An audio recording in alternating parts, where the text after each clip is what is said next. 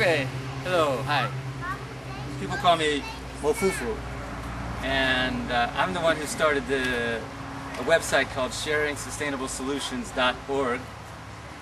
It used to be called bagelhole.org, but nobody really understood what that meant. Some spiritual thing, you know. But so we changed the name to Sharing Sustainable Solutions, since that's pretty clear what it's all about. And today it's September 6, 2007. I'm at an intentional community called the Vlierhof, where I've lived since December 2004. Standing in front of a clay oven that I made with a bunch of volunteers about 2 years ago, out of clay that comes from the land, and straw, and there's a layer of cement at the bottom about this thick, and above that cubical stones about like that, and then above that there's refractory brick which makes the floor of the oven inside.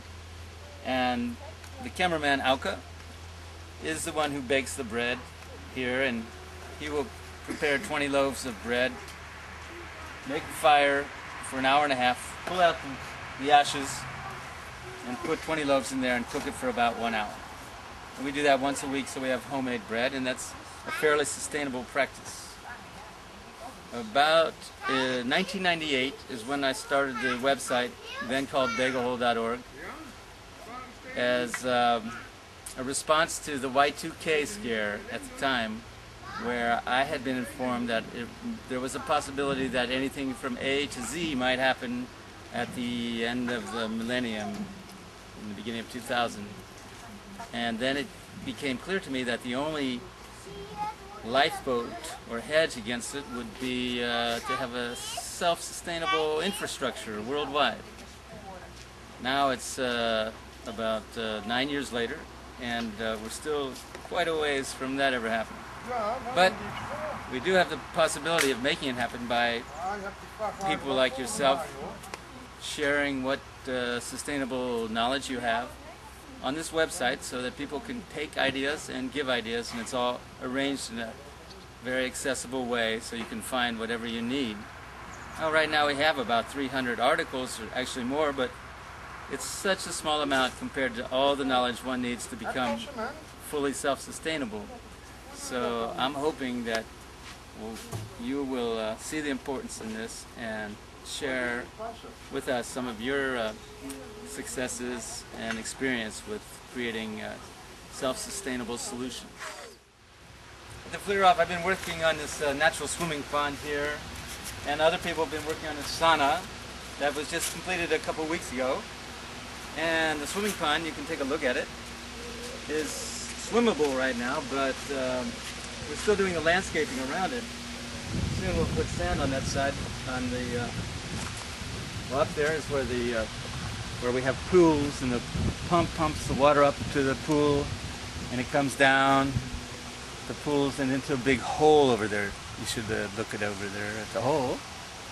We can go look, and that's a sand filter. So the water is cleaned naturally by the plants that are around the pools and the action of the water, and then through the sand filter here, where the particles get attached to the sand, and then at the bottom of that pipe there's a pump which gets the clean water at the bottom and pumps it back into here, so that this will eventually be clean. Right now it's a little bit dirty because of the sand that we put in here, and the sand had a lot of dust.